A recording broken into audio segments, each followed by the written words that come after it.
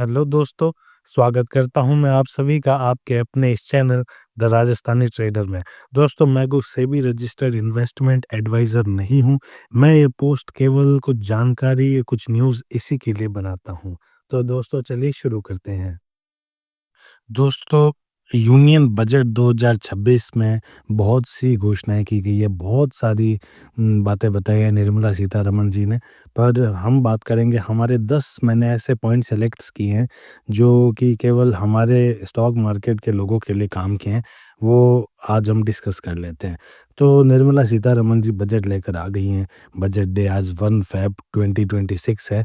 ये नई date decide पिछली बार मोदी गवर्नमेंट ने ही करी थी। तो दोस्तों, शुरू करते हैं। पहली बात करेंगे हम, पहला जो पॉइंट है वो higher STT on F&O. STT मतलब सिक्योरिटीज़ ट्रांज़ैक्शन टैक्स, ये थोड़ा बढ़ा दिया गया है एफ&ओ पर, फ्यूचर पर भी बढ़ा दिया गया है और ऑप्शंस पर भी बढ़ा दिया गया है। इससे हमें क्या इफ़ेक्ट देखने को मिलेगा कि जैसे मान लीजिए पहले आप ₹100 अगर एसटीटी कोई ट्रेड पर देते थे, तो अब आपको ₹150 देने पड़ेंगे। इसका इम्पैक्ट रहेगा कि ट्रेडिंग अब थोड़ी कॉस्टलियर हो जाएगी। नेगेटिव रहेगा अगर आप इंट्राडे या फिर ऑप्शन ट्रेडर्स हैं, तो हायर एसटीटी मतलब कि ज़्यादा टैक्स देना ही होगा आपको। दूसरा पॉइंट हम बात कर लेते हैं दोस्तों, गवर्नमेंट ने कैपेक्स इंक्रीज़ कर दिया गया है। कैपेक्स बोले तो कैपिटल एक्सपेंडिचर होता है। कैपिटल एक्सपेंडिचर मतलब कि अब सरकार ज़्यादा रुपए लगाएगी कहाँ पर?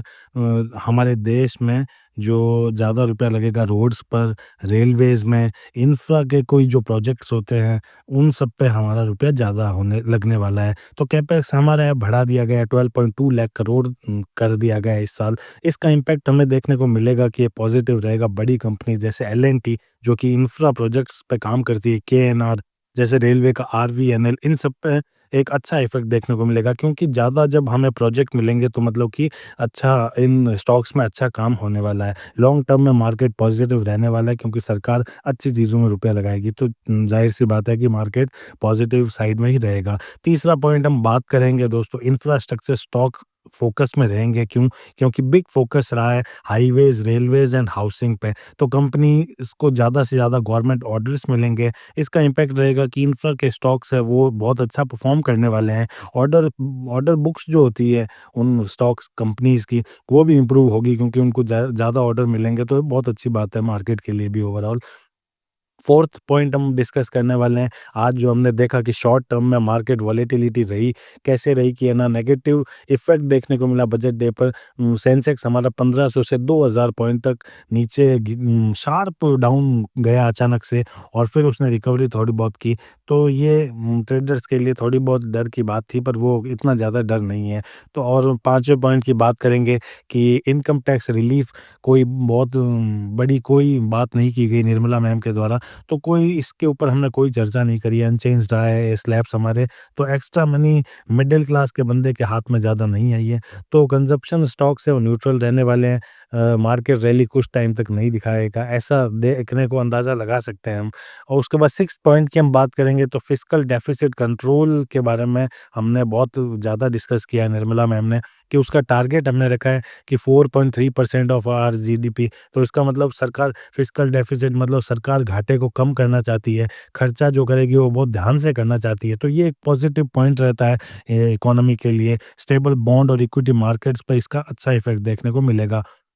7 पॉइंट की हम बात करें, तो फॉरेन इन्वेस्टमेंट को और ज़्यादा अलाउ किया गया है। एनआरआईज़ और ओवरसीज़ इन्वेस्टर्स हैं, उनको ज़्यादा इन्वेस्ट करें, ऐसी हम स्कीम्स लेकर आ रहे हैं। तो ये बहुत अच्छी बात है कि फॉरेन मनी इनफ्लो अगर इंक्रीज़ होगा इंडियन स्टॉक मार्केट में, तो इससे इम्पैक्ट आपको एक जनरल इम्पैक्ट देखने को मिलेगा कि लिक्विडिटी मतलब कभी भी आप अपना सामान बेच सकते हैं, खरीद सकते हैं। लिक्विडिटी अच्छी देखने को मिलेगी, और लार्ज कैप स्टॉक्स के लिए बहुत ही अच्छी खबर है। उसके बाद हम बात करेंगे डिफेंस और एमएसएमई सपोर्ट के बारे में। सबसे ज़्यादा डिस्कशन किया है मैम ने कि ज़्यादा बजट एलोकेट किया गया है डिफेंस और एमएसएमईज़ को। इसका मतलब ये है कि डिफेंस मैन्युफैक्चरिंग कंपनीज़ हैं जैसे कि एचएएल, बीईएल पॉजिटिव रहने वाली है, क्योंकि इनको अच्छे ऑर्डर्स मिलेंगे, क्योंकि अगर कोई सामान कोई ना कोई आप डिफेंस का कोई प्रोडक्ट बनवाएँगे तो इन्हीं से बनवाना होगा। और एमएसएमई इकोसिस्टम ग्रो करेगा, क्योंकि हम एक इकोसिस्टम बनाना चाहते हैं कि एमएसएमई के लिए सबसे अच्छा, ये भी एक अच्छा पॉइंट रहा है। और 9 पॉइंट हम बात करेंगे डेरिवेटिव ट्रेडिंग कॉस्टलियर, वो आपको पता है कि ज़्यादा टैक्स लगाए गए हैं ऑप्शन एंड फ्यूचर पे। तो इसका मतलब फ्रीक्वेंट ट्रेडर्स अगर आप डेली ट्रेड करते हैं तो आपको प्रॉफिट थोड़ा कम होने वाला है।